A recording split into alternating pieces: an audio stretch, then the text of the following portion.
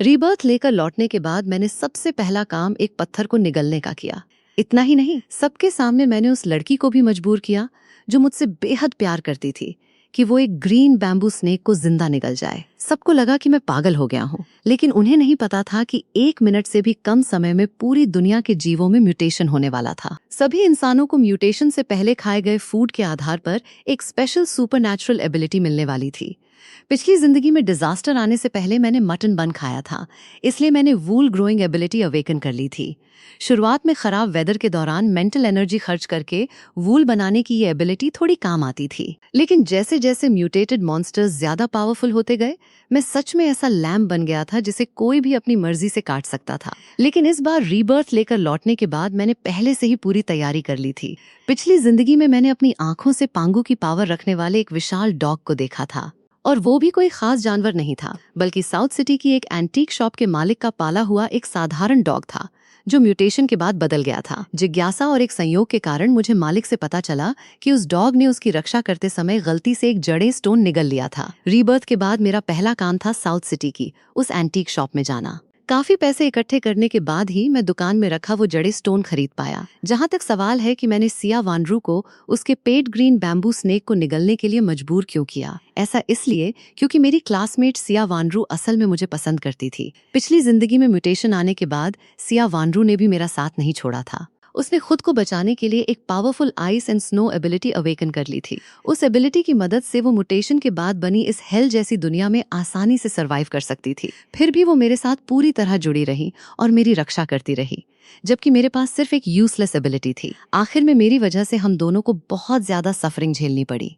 अब जब मुझे दोबारा रीबर्थ का मौका मिला था तो मैं नेचुरली उसकी एबिलिटी को और ज्यादा पावरफुल बनाना चाहता था। पिछली जिंदगी में सिया वानरू का यही पेट ग्रीन बैम्बू स्नेक म्यूटेशन के प्रभाव से एक जाओलॉन्ग में बदल गया था। अगर वो साउथ सिटी की एंटीक शॉप के गार्ड डॉग से लड़ाई में हार नहीं जाता तो फ्यूचर में उसके 5 क्लॉड डिवाइन ड्रैगन बनने की बहुत संभावना थी। इसीलिए मैंने उसे इसे निगलने के लिए कहा था, क्योंकि पिछली जिंदगी में इंसानों ने अपने एक्सपीरियंस से पता लगा लिया था कि किसी क्रीचर को सीधे निगलने पर एबिलिटी का इफेक्ट सबसे अच्छा होता है।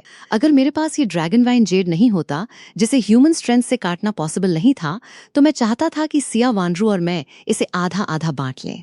लेकिन अब भले ही ये सिर्फ सेकंड ग्रेड जाओलॉन्ग हो, फिर भी ये सिया वानरू की पिछली जिंदगी में अवेकन हुई आइस एंड स्नो एबिलिटी से कई गुना ज्यादा पावरफुल था। इस समय मेरी बात पर अड़े रहने को देखकर सिया वानरू का एक्सप्रेशन बहुत कॉम्प्लिकेटेड हो गया। एक तरफ वो लड़का था जिससे वो कई सालों से डीपली प्यार करती थी, और दूसरी तरफ उसका प्यारा पेट था। उसका मन बहुत ज्यादा उलझ गया। मेरे डिटर्मिन्ड एटीट्यूड को देखकर सिया वानरू ने आखिरकार फैसला कर लिया, सॉरी शाओचिंग, उसके लिए मैं कुछ भी कर सकती हूँ। सिया वानरू ने शाओचिंग को पकड़ लिया और सबके सामने उसे ऐसे निगल गई जैसे वो कोई खट्टा नूडल हो। ये देखकर कि सिया वानरू भी मेरे साथ इस मैडनेस में शामिल हो गई, पूरी क्लास के स्टूडेंट्स शॉक में इतने चुप हो गए कि किसी के मुंह से एक शब्द तक नहीं निकला। वे सिर्फ डर और हैरानी में, वाह, उन्हें लग रहा था कि शायद वे बाज़े निकायत वे भी पागल हो गए हैं। आखिरकार सिया वानरू वाटर डिस्पेंसर के पास दौड़ी और लगातार कई ग्लास पानी पी गई। फिर वो दीवार से टिककर खड़ी हो गई और लगातार ड्राई हेविंग करने लगी। तभी पूरी क्लास को होश आया। मैं कसम से, सिया वानरू, तुमने सच में कर दिया? सिया वानरू, तुम पागल हो गई हो? उसने तुम्हें खाने के लिए कहा और तुमने सच में खा लिया? मैं जरूर अभी तक सो रहा हूँ। इतना क्रेजी सीन मैं कैसे देख सकता हूँ? टीचर तक अभी इस शौक से बाहर नहीं आ पाया था। वो युवाओं की सोच को बिल्कुल समझ नहीं पा रहा था। सबके शोर के बीच मैं पहले ही सिया वानरू के पास पहुंच चुका था। इस समय सिया वानरू का फेरी जैसी खूबसूरत चेहरा पूरी तरह पेल पड़ चुका था। दर्द के कारण आए स्वेट से उसके कुछ बाल उसके माथे से चिपक गए थे, जिससे वो बेहद कमजोर और दयनीय लग रही थी। मैं भी अपना चेहरा पेल होने के बावजूद पेट के दर्द को सहते हुए उसे अपनी बाहों में ले लिया। मैं कर पाई। सिया वानरू ने दर्द से कराहते हुए मेरी कमर को पकड़ लिया। मैंने उसके पेल चेहरे को धीरे से सहलाया, लेकिन उसके बोलते समय उसके होंठ के कोने से लगातार ब्लड निकल रहा था। ये सीन टीचर को बुरी तरह डरा गया। उसने तुरंत इमरजेंसी कॉल कर दी। वहीं क्लास में लगातार सिया वानरू को परस्यू करने वाला, लेकिन हमेशा उसके द्वारा रिजेक्ट किया जाने वाला गाओ जुनहाओ ये देखकर पूरी तरह गुस्से से भर गया। उसके दिमाग में जैसे एक जोरदार धमाका हुआ। गुस्से के कारण उसकी आंखों के सामने अंधेरा छाने लगा। गाओ जुनहाओ लंबा चौड़ा था और वो लंबे समय से एक्सरसाइज करता था, इसलिए उसके शरीर पर मजबूत मसल्स थीं। वो तुरंत भारी कदमों से आगे बढ़ा। चेन जी, तुम्हें मर जाना चाहिए। तुम जानते हो कि वो तुम्हें पसंद करती है, फिर भी तुमने उसे स्नेक खाने के लिए मजबूर किया। उसकी दहाड़ ठंडर जैसी थी। कक्षा के सभी स्टूडेंट्स डर से कांप उठे, लेकिन मैंने गांव जुन्हाओं की तरफ देखा तक नहीं। मैं इस समय कमजोर होती सिया वानरू को अपनी बाहों में लिए हुए था। मैंने अपना फोन निकाला और स्क्रीन पर टाइम देखा। गांव जुन्हाओं ने भीड़ को धक्का देते हुए मेरी तरफ दौड़ना शुरू कर दिया। 3। मैंने सिया वानरू को पकड़े हुए धीरे से काउंटडाउन शुरू किया। गांव जुन्हाओं मेरी तरफ आता रहा, लेकिन मेरा शरीर बिल्कुल भी नहीं हिला। 2। उसका विशाल शरीर अब मेरे बिल्कुल करीब पहुंचने वाला था। कई स्टूडेंट्स ने अनजाने में अपनी सांस रोक ली। 1। जैसे ही टाइम 10 बजे पहुंचा, खिड़की के बाहर अचानक एक ह्यूज एनर्जी से भरी लाइट फट पड़ी। इतनी तेज चमक थी कि कुछ पल के लिए किसी की आंखें खुल नहीं पा रही थीं। ये सीन सिर्फ एक पल तक रहा और फिर तुरंत गायब हो गया।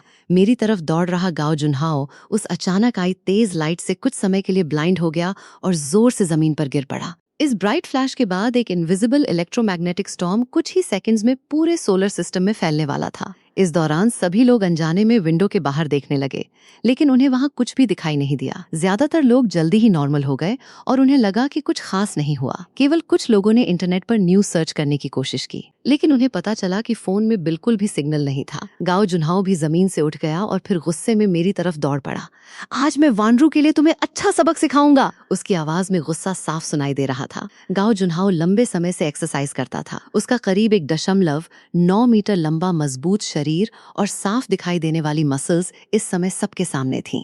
कक्षा के सभी स्टूडेंट्स मन ही मन मेरी हालत पर दुख जता रहे थे, लेकिन जैसे ही उसकी विशाल फिस्ट मेरी तरफ आने वाली थी, उसी समय अचानक एक बदलाव हुआ। अभी तक चमक रहा स्काई लगभग कुछ ही सेकंड्स में अचानक नाइट में बदल गया। आसमान से हल्की ब्लड रेड लाइट नीचे फैलने लगी। सोलर स्टॉर्म के कारण मैग्नेटिक फील्ड में डिस्टर्बेंस हुआ, जिससे स्काई के कलर में भी म्यूटेशन जैसा बदलाव दिखाई देने लगा। इसी अचानक हुए फिनोमिनों के बीच मेरी बाहों में मौजूद सिया वानरू ने दिल दहला देने वाली चीख मारी। सभी लोगों ने तुरंत उसकी तरफ देखा। अभी जो सिया वानरू स्नेक खाने के बाद पेल और वीक पड़ी हुई थी, उसका शरीर अब एक स्ट्रेंज ट्रांसफॉर्मेशन से गुजर चुका था। उसके सिर पर एक पेयर ऑफ ड्रैगन हॉर्न्स निकल आए थे, जिनमें सिल्वर लाइटनिंग चमक रही थी। उसके खूबसूरत चेहरे के आसपास कुछ व्हाइट ब्लू स्केल्स दिखाई देने लगे। उसकी पीठ से एक छोटे आकार का ग्रीन स्मोक से घिरा जॉलॉन्ग घूमता हुआ दिखाई दे रहा था। उसकी व्हाइट ब्लू लॉन्ग ड्रेस पर स्केल्स की हल्की चमक फैल रही थी। उन स्केल्स की लाइट उसकी खूबसूरत बॉडी को पूरी तरह आउटलाइन कर रही थी।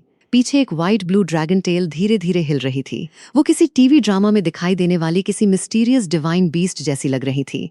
म्यूटेशन के बाद सिया वानरू के ब्रेन में तुरंत ये सारी इन्फॉर्मेशन आ गई। इस समय सेंसिटिव नेचर वाली सिया वानरू को धीरे धीरे समझ आने लगा कि मैंने उसे अभी इसे निगलने के लिए क्यों कहा था। मैंने ये सब पूरी तरह उसकी भलाई के लिए किया था। जो सिया वानरू पहले से ही मुझ पर पूरी तरह डिवोटेड थी, वो अब किसी को भी मुझे चैलेंज करते हुए बिल्कुल बर्दाश्त नहीं कर सकती थी। वो मेरे सामने खड़ी हो गई। उसने बस अपनी पाम आगे की और गाओ जुन्हाओ की विशाल फिस्ट को आसानी से रोक लिया। गाओ जुन्हाओ की वो पावरफुल पंच शिया वानरू पर कोई असर नहीं डाल पाई, बल्कि जैसे ही उसकी फिस्ट शिया वानरू की पाम से टकराई, उसके शरीर पर मौजूद थंडर आर्मर की लेयर से निकलने वाली बिजली ने उसके हाथ को घायल कर दिया। गाओ जुन्हाओ तुरंत दर्द से चीख पड़ा। उसने अपने उस हाथ को कसकर पकड़ लिया, जो अब पूरी तरह ब्लैक पड़ चुका था और जिससे लगातार स्मोक निकल रहा था। दर्द सहते हुए वो घबराकर चारों तरफ पानी ढूंढने लगा, ताकि अपने राइट हैंड पर पानी डाल सके। इसी समय सिया वानरू के चेहरे पर मौजूद स्केल्स धीरे धीरे स्किन के अंदर गायब होने लगे। उसके सिर के ऊपर मौजूद ड्रैगन हॉर्न्स भी तेजी से वापस अंदर चले गए और उसका अपीयरेंस फिर पहले जैसा हो गया।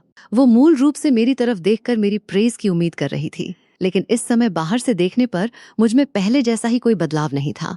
फिर भी सिया वानरू को साफ महसूस हो रहा था कि वो आत्मा तक पहुंच जाने वाली एक ट्रेम्बलिंग शुरू हुई। ये उस डर जैसा था जो कमजोर जीवों को थेंटी के सामने खड़े होने पर उनके जीन्स की गहराई से महसूस होता है। उसे वेगली कुछ अंदाजा हो गया था, यानी वही बात जो मैंने पहले कही थी कि मैंने पहले ही कुछ और चीजें निगल रखी हैं। सिया वानरू को नहीं पता था कि वो चीज क्या थी, लेकिन उसके पूरे शरीर और मन में खुद को मेरे सामने समर्पित करने जैसा फीलिंग पैदा हो रही थी, जिससे मेरे लिए उसका प्यार और भी गहरा हो गया। उसे नहीं पता था कि मुझे इन सब चीजों के बारे में कैसे पता था, लेकिन वो समझती थी कि मैं उसे नुकसान नहीं पहुंचाऊंगा। उसकी करंट एबिलिटी मुझे ही उसे दी हुई थी। इसी समय बाहर से स्टार रेड लाइट खिड़की के अंदर आने लगी। वो लगातार ज्यादा ब्राइट होती गई और पूरी नाइट को ऐसा रोशन कर दिया जैसे बाहर कोई फायरी रेड डे लाइट हो। लगभग उसी समय गाओ जुनहाओ की चीख अचानक बंद हो गई। एक पल के लिए सब कुछ शांत रहा, फिर क्लासरूम के अंदर एक के बाद एक चीखें गूंजने लगीं। बहुत से स्टूडेंट्स को समझ ही नहीं आ रहा था कि क्या हो रहा है। इस स्ट्रेंज लाइट से प्रभावित होकर वे घबराकर चीखने लगे। कुछ ही समय में पूरा क्लासरूम पूरी तरह कैओस में बदल गया। इसी समय स्टार रेड लाइट धीरे धीरे गायब हो गई।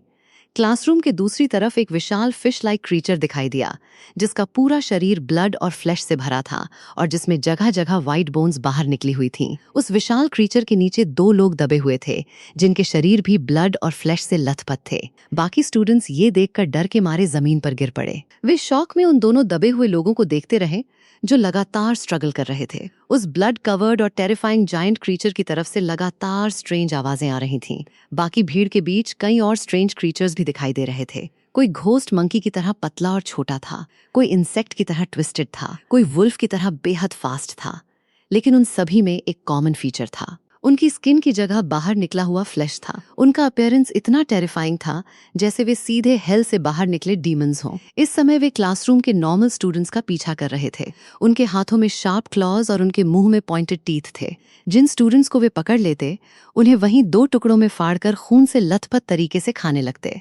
जो क्लासरूम कुछ देर पहले तक सिर्फ थोड़ा मेसी था, वहां अब एक मैसेकर की शुरुआत हो चुकी थी। पूरा सीन किसी हेल से बिल्कुल अलग नहीं था। क्लास मॉनिटर जांग या इस सबको ब्लैंक एक्सप्रेशन के साथ देखता रहा। उसे बिल्कुल समझ नहीं आ रहा था कि आखिर हुआ क्या है। सिर्फ 2 बार लाइट चमकने के बाद पूरी दुनिया इतनी ड्रामेटिकली कैसे बदल गई। उसे नहीं पता था कि उन लाइट्स और इलेक्ट्रोमैग्नेटिक स्टॉर्म के अंदर एक स्ट्रेंज पावर मौजूद थी। इन दोनों शक्तियों के आपस में कंबाइन होने के कारण ही म्यूटेशन पैदा हुई थी। सिर्फ वही ह्यूमंस उस स्ट्रेंज पावर के इफेक्ट को रेजिस्ट कर सकते थे जिनका माइंड पर्याप्त स्ट्रांग था, और जो लोग इसे रेजिस्ट कर पाए वे अपने शरीर के अंदर मौजूद बाहरी पदार्थों के आधार पर करस्पॉन्डिंग सुपरनैचुरल एबिलिटी अवेकन करते थे।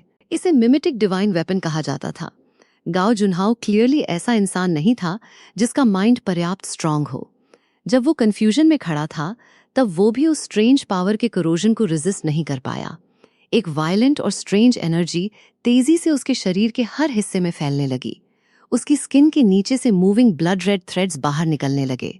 वे उसकी स्किन के ऊपर लगातार खिंचते, सिकुड़ते और रेंगते रहे। उसकी नॉर्मल स्किन उन काउंटलेस टाइनी ब्लड थ्रेड से इतनी कसकर खिंच गई कि पूरे शरीर से ब्लड निकलने लगा। सिर्फ 2-3 सेकंड्स में गाओ जुनहाओ का शरीर लगभग आधा सिकुड़ गया। उसका पूरा शरीर ब्लड से कवर्ड था। अब उसमें इंसान का कोई रूप दिखाई नहीं दे रहा था। फिर कुछ ही सेकंड्स में उसका शरीर ऐसी पोजीशन में ट्विस्ट होने लगा जो किसी ह्यूमन के लिए पॉसिबल ही नहीं थी। कुछ ही पलों में वो लगभग एक ट्विस्टेड रोप की तरह हो गया। एक वायलेंट ट्विस्टिंग के बाद उसके पैरों के नीचे से लंबे और शार्प बर्ड लाइक क्लॉज निकल आए। इसके साथ ही उसके मुंह से ऐसी भयानक चीख निकली जिसने लोगों के कानों को तकलीफ पहुंचा दी। म्यूटेशन के बाद गाओ जुनहाओ एक ट्विस्टेड बर्ड लाइक क्रीचर में बदल चुका था। वो सामने मौजूद लड़की की तरफ झपटा। उसकी स्पीड इतनी तेज थी कि उसके पीछे आफ्टर इमेज तक दिखाई देने लगा। सिर्फ एक पल में उसने अपने शार्प क्लॉज से एक लड़की को 2 हिस्सों में काट दिया। ये देखकर पास खड़ा क्लास मॉनिटर जांग या डर के मारे लगातार पीछे हटने लगा। मैंने उस डेड बॉडी के ऊपर खड़े होकर चीख रहे बर्ड लाइक क्रीचर को देखा। मेरी प्यूपिल्स थोड़ी सिकुड़ गईं। ये ब्लड मून डीमन बर्ड था। लेकिन ये चिकन म्यूटेशन बीस्ट गाओ जुनहाओ के शरीर से कैसे पैदा हो गया? पिछली जिंदगी में चिकन म्यूटेशन वाले दिन मैं छुट्टी लेकर स्कूल नहीं आया था, इसलिए मैं उस समय सामने हुए इस स्टार रेड सीन से बच गया था। लेकिन 2 जिंदगी जी चुका मैं नेचुरली चिकन म्यूटेशन के बाद पैदा होने वाले कई मॉन्स्टर्स की स्पीशीज जानता था। गाओ जुनहाओ से बना ये bird type monster blood moon demon bird कहलाता था। हालांकि ये सिर्फ एक मॉन्स्टर था, लेकिन इसकी स्पीड बेहद टेरिफाइंग थी और इसके क्लॉज इतने शार्प थे जैसे नाइव्स हों। चिकन म्यूटेशन के शुरुआती स्टेज में ये मॉन्स्टर्स लगभग सबसे फायर्स और डेडली क्रीचर्स में से थे। शुरुआती स्टेज में कोई ह्यूमन म्यूटेशन फेज को सर्वाइव करके सक्सेसफुली अपनी टैलेंट एबिलिटी अवेकन कर भी ले, तब भी उसे अपनी एबिलिटी को कंट्रोल करने के लिए पर्याप्त टाइम चाहिए होता था। लेकिन अगर उसका सामना ब्लड मून डीमन बर्ड से हो जाए तो इसकी टेरिफाइंग स्पीड के कारण शायद वो अपनी एबिलिटी एक्टिवेट भी न कर पाए और अगले ही पल मारा जाए। सिर्फ वे लोग जिनके पास टॉप लेवल टैलेंट्स हों और जो कम समय में करंट सिचुएशन को समझकर अपनी टैलेंट एबिलिटी का सही इस्तेमाल कर सकें, उनके बचने की संभावना थी। एक नॉर्मल इंसान अगर ब्लड मून डीमन बर्ड से मिलता तो उसके लिए मॉन्स्टर का शिकार बनने के अलावा कोई रास्ता नहीं था, खासकर अभी जैसे एनवायरनमेंट में जब लाइट गायब हो चुकी थी और सिर्फ बेहद वीक स्टार रेड लाइट बची थी। इस डार्क एनवायरनमेंट में ब्लड मून डीमन बर्ड की आउल जैसी कैरेक्टरिस्टिक्स उसे और ज्यादा पावरफुल बना रही थी। पिछली जिंदगी में जब मैंने पहली बार अपनी एबिलिटी अवेकन की थी तब मैं उसे ठीक से कंट्रोल नहीं कर पाता था। मेरे नेबर्स ने मुझे मॉन्स्टर समझकर रेजिडेंशियल बिल्डिंग से बाहर निकाल दिया था। अगर म्यूटेशन के बाद सिया वानरू पहली बार मेरे पास आकर मेरे साथ रहने की जिद न करती तो शायद मैं बहुत पहले ही बाहर मर चुका होता, लेकिन क्योंकि मैं उस समय घर पर था इसलिए ब्लड मून डीमन बर्ड से बच गया था। इसी वजह से अब मुझे समझ आया कि पिछली जिंदगी में हमारी क्लास से लगभग कोई भी स्टूडेंट स्कूल से जिंदा बाहर क्यों नहीं निकल पाया था। मेरे थॉट्स तेजी से घूम रहे थे। मैंने सावधानी से ब्लड मून डीमन बर्ड की तरफ देखा, फिर मैंने तुरंत अपनी टैलेंट एबिलिटी अवेकन करने की कोशिश की। अगले ही पल मेरे दिमाग में मेरी टैलेंट इन्फॉर्मेशन दिखाई देने लगी। मेरी आंखें तुरंत चमक उठीं। ब्लड मून डीमन बर्ड, ठीक है, सबसे पहले तुम पर ही अपनी एबिलिटी टेस्ट करता हूँ। मैंने जमीन पर जोर से पैर पटका। अचानक मेरे शरीर से गोल्डन लाइट फैलने लगी। मेरे सिर के ऊपर एक black gold flying fish helmet दिखाई दिया जिसने मेरे चेहरे को कवर कर लिया। गोल्डन टैसल्स मेरे सिर के पीछे फ्लेम्स की तरह लहरा रहे थे। चमकदार ब्लैक गोल्ड आर्मर पीसेस मेरे पूरे शरीर पर ड्रैगन स्केल्स की तरह फैल गए। मेरे पहले से ही लंबे शरीर को उन्होंने और ज्यादा पावरफुल बना दिया। मेरी पीठ पर भी थिन ग्रीन पर्पल स्मोक घूम रही थी। पूरा रूप किसी अनस्टॉपेबल हेवनली वॉरियर जैसा दिखाई दे रहा था।